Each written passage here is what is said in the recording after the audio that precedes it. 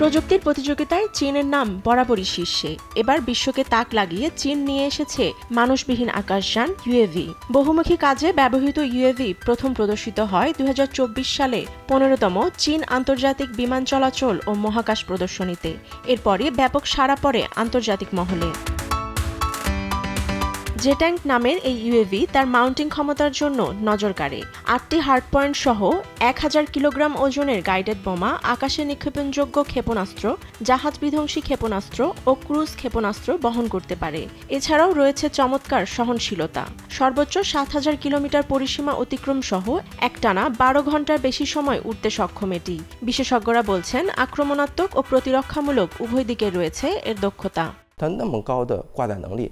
আমি মনে করি ইউএভি যদি সঠিকভাবে সজ্জিত থাকে তাহলে এটি শত্রুর রাডারকে দমন করতে পারে।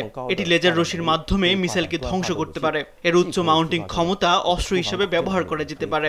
কেবল এর আক্রমণ নয়, বরং এর নিজস্ব প্রতিরক্ষা ক্ষমতাও উন্নত।